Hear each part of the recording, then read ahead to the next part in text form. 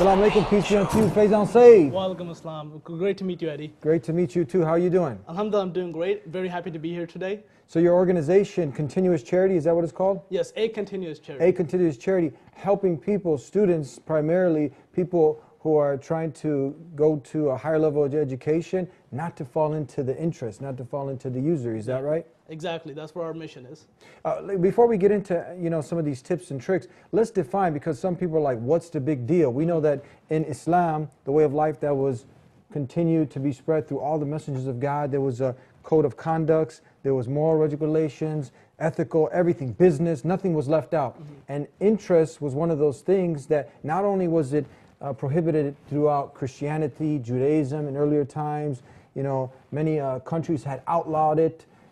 Islam to this day continues to prohibit interest, usury, in common terms, the layman, loan sharking, we call it, you know what I mean? Exactly. Isn't it? Can you tell us, a little bit so people can kind of get in tune with when we talk about interest, why is this something that Islam is so firmly against? Well, that's a great question.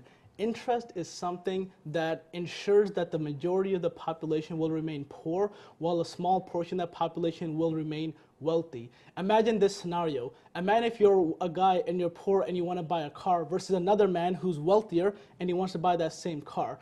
The wealthier person can go and just buy the car, pay the $10,000 for it, and now he owns the car.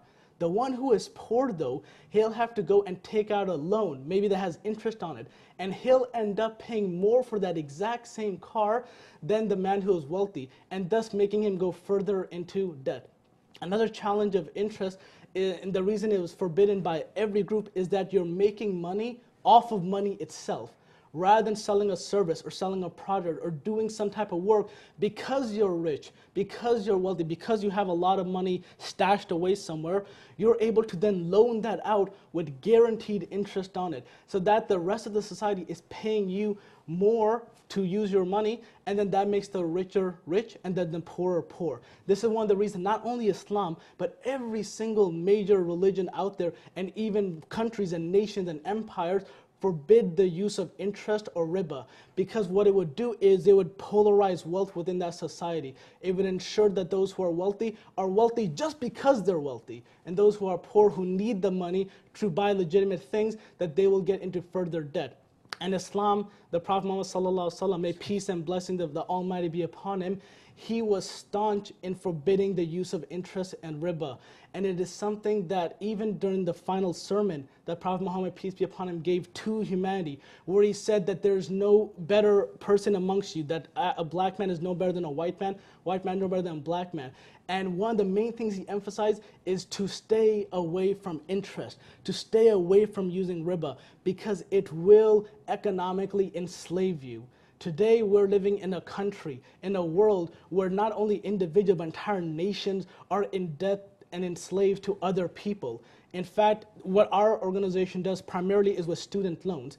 And in the United States, student loans is actually higher now than the home loans that people have. It is the single largest debt in the United States. And why is it like this? It's because these lenders, they know that people need an education to go to school. They need to get a good degree. They need to be able to have a higher education. And Islam encourages getting an education.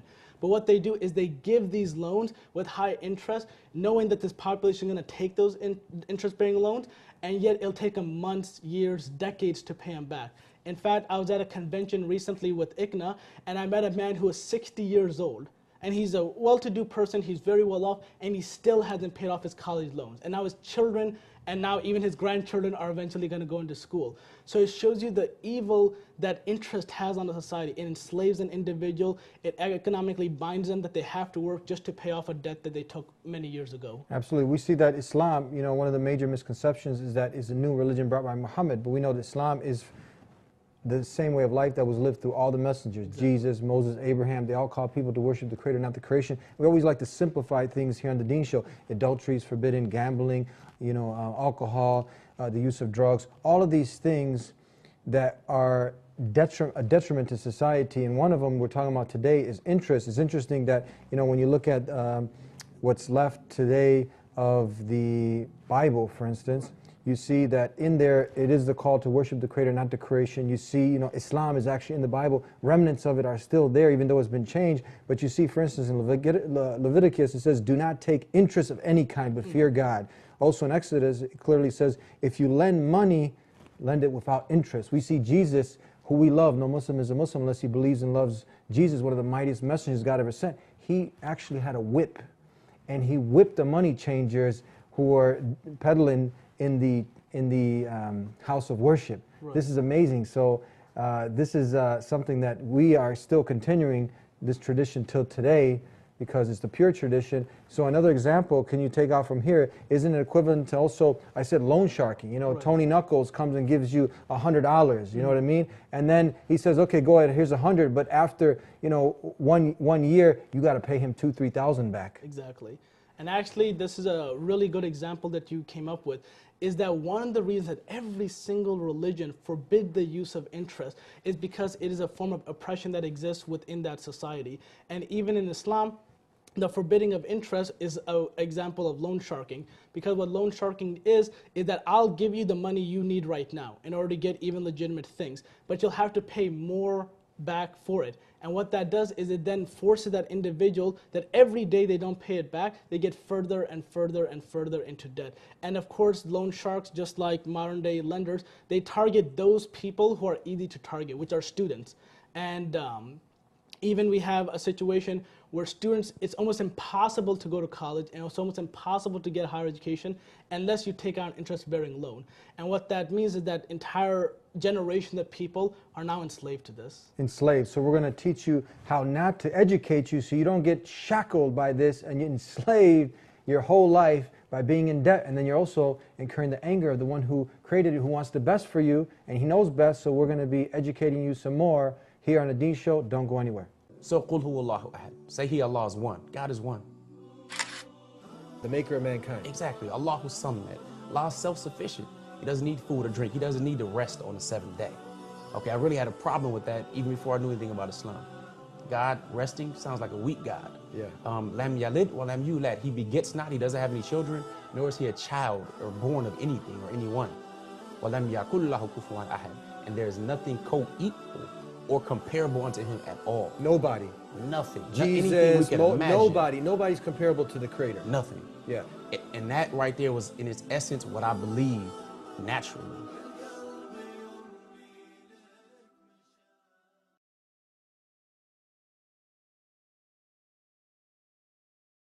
Back here on the Deen Show, very important topic.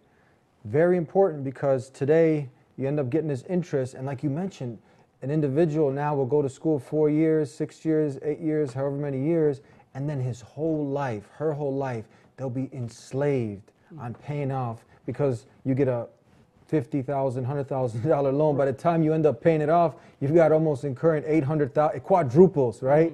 So we want to talk about more about how not to get enslaved, and the Creator is telling us now the severity of this in the Quran. So we will talk more about this, what the Creator is saying. I mentioned what we have left in the Bible of this, but what is the Creator saying about interest in the Quran? So actually what Allah subhanahu wa ta'ala, Allah, God Almighty, He says in the Quran is that it is very harsh, the punishment for those who give interest, write the contract for interest, or take interest. In fact, Allah subhanahu wa ta'ala, God Almighty, He says, He never in the Quran declares war upon anybody except for those people who engage in interest. In fact, it's described that if you engage in interest, then when you're resurrected on the Day of Judgment, that you'll be given weapons and you'll be told to go to war with Allah subhanahu wa ta'ala and His Messenger. Why? Because interest is a form of economic warfare that exists within this world as well. In fact, another very strong hadith is that interest is divided into 70 categories. The least evil of all these 70 categories would be equivalent to you committing zina or doing a sexual act with your mother in front of the Kaaba, right? So the way interest is described in the Quran is something that's very, very terrible, very evil to do. And of course, the reason is because in Islam, giving a loan is something positive.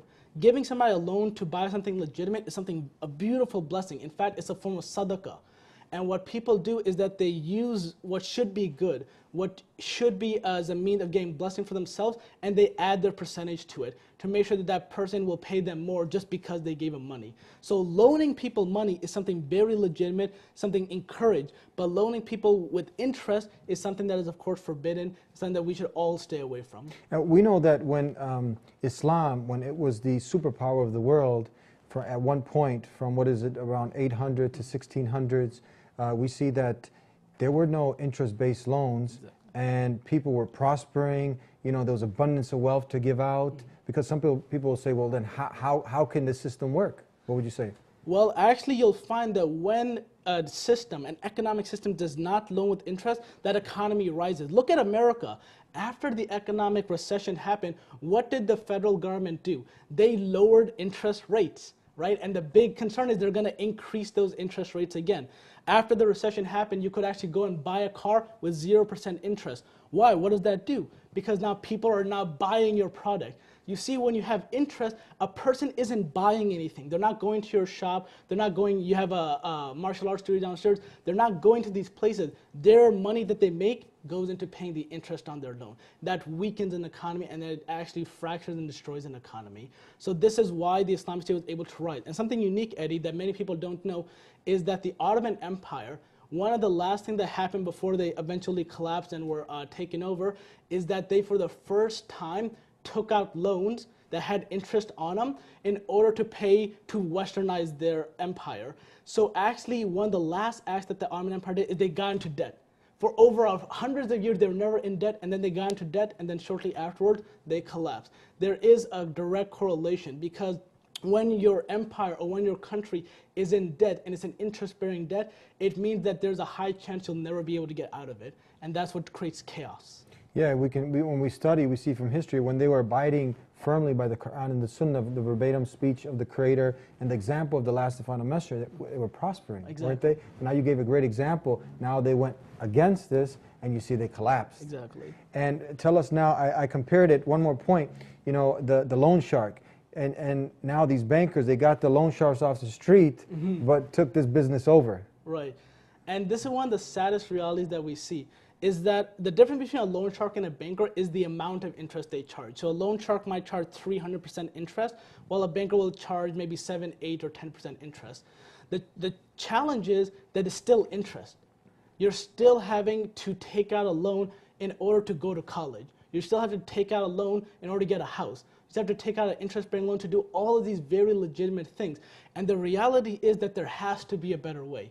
When I can buy a house, and if there's a day that I can buy a house, I can go to school maybe I'll take a loan, but without interest, that means I know exactly how much I took. I know that every dollar I give goes into decreasing that loan, rather than every dollar I give goes maybe into even just paying off the interest. There are some people today who, whenever they pay off their loan, they're not paying a single dollar off of their actual loan. They're only paying the interest on that loan, which means, again, they'll never get out. And this is something that as Muslims and as people of all faiths or no faiths, we should stand against this type of economic system. We should be able to stand up and say we want another option, that we want to be able to take out these loans but not pay interest on them. And when you have 0% interest, the economy rises. When you have 0% interest, people go out and they buy things, they'll buy services. When you have zero interest, you will actually grow. Many people, because it seems like for a lot of people this is complicated, but when we simplify it, people are like, yes, would you rather be paying a mortgage payment or a loan that's, let's say, $2,000 a month, now you're giving back, but actually $1,700, 70% is going towards just the interest, if that, you know what I mean?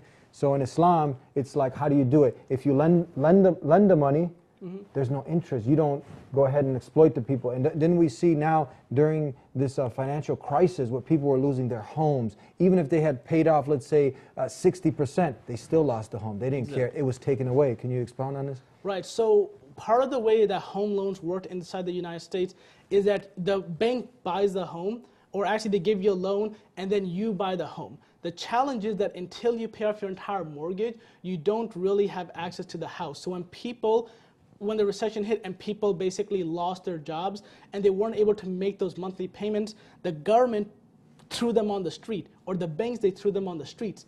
Now that makes no sense. A person needs a place to live. The bank will get its money back, but maybe for a few months they can't pay their mortgage. So this type of thinking, this thinking of forgetting that these are human beings and just looking at the numbers. This person is a number to me. How much can I loan him and how much profit can I make off of him? When that happens psychologically within the banks or the economic institutions, collapse will happen and failures will happen. We're going to take a break, and now you can see why Allah, the Creator, the one who loves you, He's severe in deterring you from going towards these things. That's why you will see that Islam is there to protect not only you as an individual, but the whole society as a whole. We'll be right back with more to give you some tips and tricks how to reduce getting into debt, your debt, and educate you on how to get non-interest based loans for school. We'll be right back. Take that simple step that you ask your Maker to guide you, that He'll guide you. Yes, I advise this a lot. So for people who are searching, put your head on the floor in the state of prostration, like all the prophets did, and ask the Creator of the universe to show you the way, to guide you to the straight path. And someone who sincerely asks for guidance, subhanAllah, will find it in Islam. That's it. Back here on the Deen Show, I'm going to start off this next section with a brother that I know. He actually went to dental school. Okay. His brother Rami. He's a good friend of mine.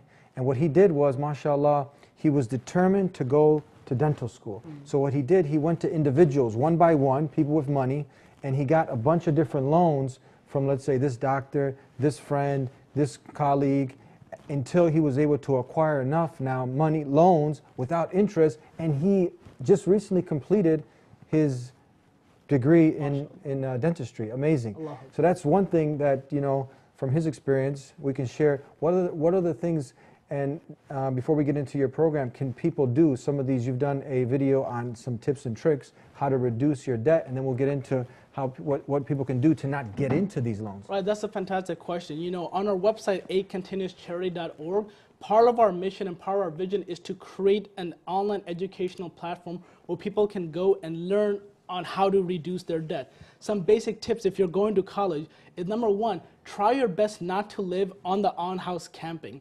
Try not to live in the dorms, as they say, because the dorms are designed in order to make profit for the actual university.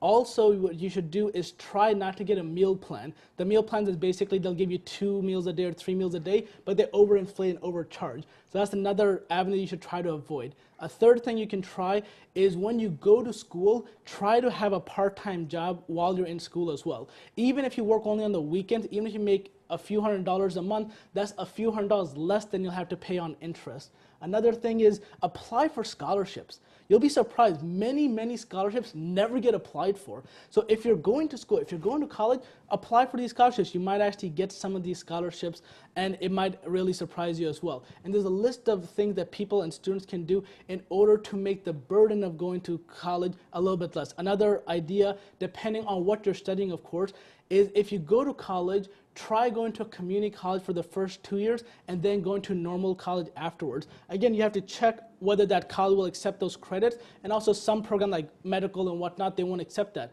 But for many degrees and many programs, you can do this and it does not lessen your other degree as well. So there are just some advice that people can do. Now your organization, clearly there's no interest whatsoever in these loans that you guys give? So something unique about A Continuous Charity is that we are a nonprofit. We're not a bank.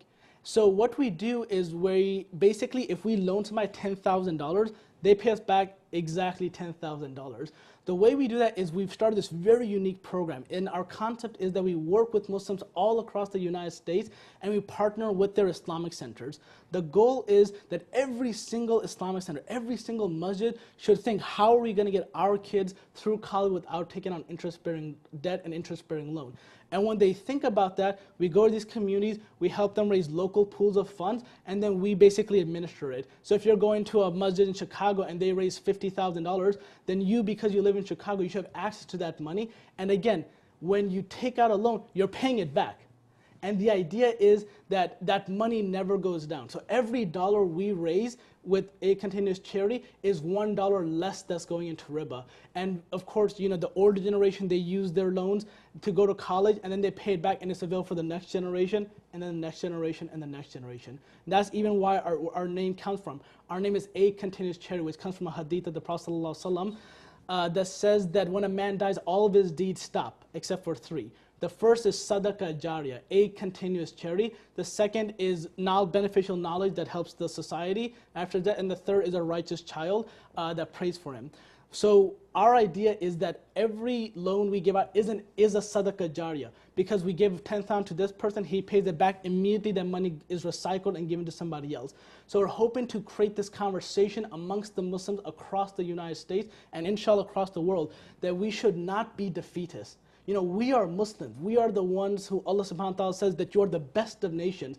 And when there's injustice in the world, that we should be the ones leading the charge against that injustice. And interest-bearing loans affects everybody, regardless of race, ethnicity. Now, I believe that Muslims, we are in a unique ability in order to challenge this in the United States. And if we're able to do that here and make a model that works, then inshallah, the entire world as well. I think everybody, doesn't matter if you're someone who's just level-headed.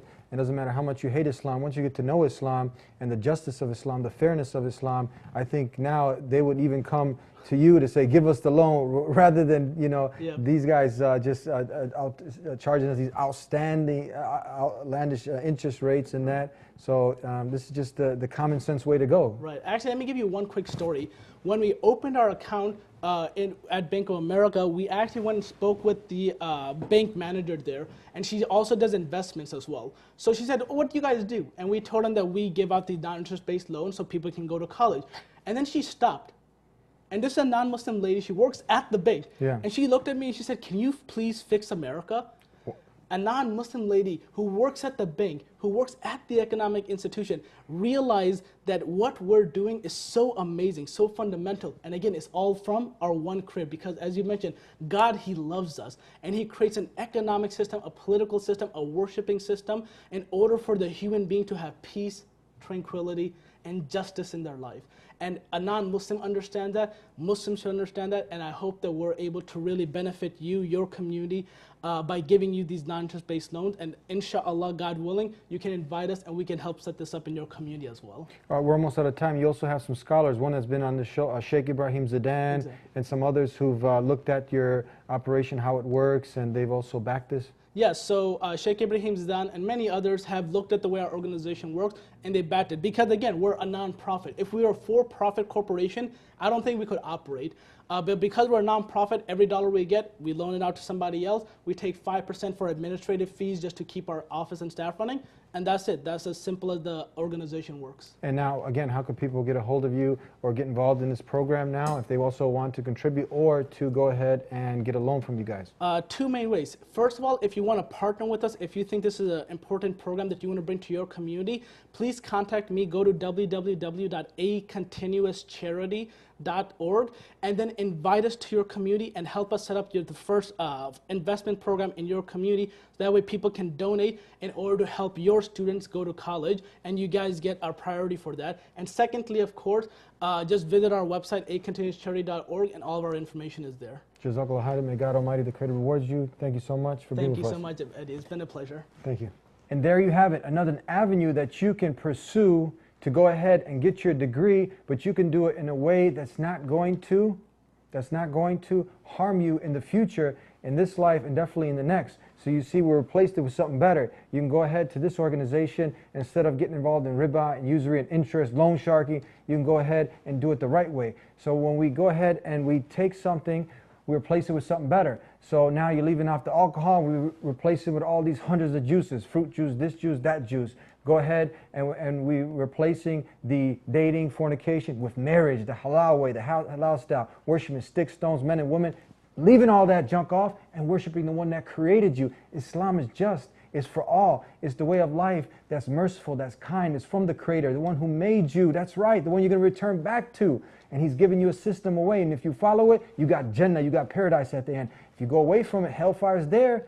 None of us want to imagine that we'll end up there, but it's a place, it's been created. We want to avoid it. We want to end up in Jannah. So follow the way that's pleasing to your Creator before you meet your Creator. Follow us on the Facebook, Twitter, share the Deen Show, and contribute to the Deen Show so we continue delivering this message to the world. We'll see you next time. Until then, peace be unto you.